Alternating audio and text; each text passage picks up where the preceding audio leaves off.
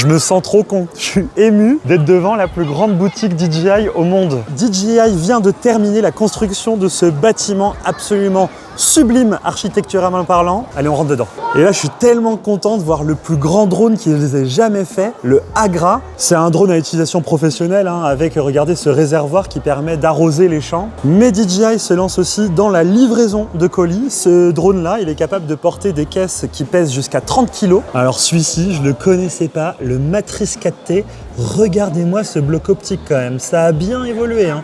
Il y a tellement de capteurs, c'est hyper impressionnant. D'ailleurs, quand DJI s'est lancé dans l'industrie du drone, ils ont complètement bouleversé l'industrie audiovisuelle et maintenant ils fabriquent leurs propres caméras. Alors c'est utilisé professionnellement, c'est pas non plus les caméras les plus répandues, mais pour la stabilisation, ils sont très reconnus, notamment avec les bras stabilisés qui peuvent tenir des petites caméras ou complètement la cage qui permet de mettre une caméra type RED, caméra professionnelle. Alors on est dans un DJI Store, hein, donc ici il y a des bureaux auxquels vous pouvez rencontrer un technicien, vous emmenez votre produit et il va vous aider à le réparer si vous avez un problème ou à vous expliquer si vous ne comprenez pas bien comment il fonctionne. Et franchement, ça, je trouve ça trop cool. Bon, faut savoir qu'ils se diversifient un maximum, DJI. Maintenant, ils se sont lancés dans le robot aspirateur, oui, croyez-le ou non.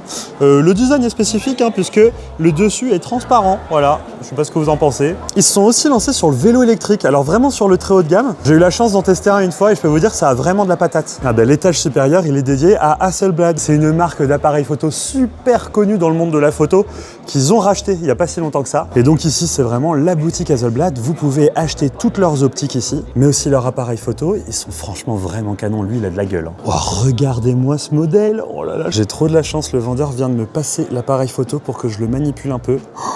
La prise en main, mais elle est canon. Franchement, cette collab avec Hasselblad, elle me donne envie, hein. Oh là là, mais il est immense ce magasin, c'est un truc de fou. Bon, et là, je suis face à ce que DJI sait faire de mieux, notamment avec ce petit drone qui est leur nouveau DJI Neo 2. Et puis quand je vois celui-ci, c'est vraiment une énigme. Comment font-ils pour créer ce genre de drone qui se plie, quoi? Non mais rendez-vous compte, quand j'avais acheté mon drone il y a un peu plus de 10 ans, il fallait un sac à dos dédié. Et maintenant, il se plie tellement qu'on pourrait le glisser dans sa poche. Ils font même les petits casques VR qui vont avec pour vous donner la sensation de voler lorsque vous conduisez votre drone. Bref, que dire? À part, bah voilà, j'adore DJI. C'est une marque qui essaye d'innover. Ils y vont à fond sur toutes les nouvelles fonctionnalités qu'ils peuvent intégrer, même dans des appareils sur lesquels c'est pas leur expertise.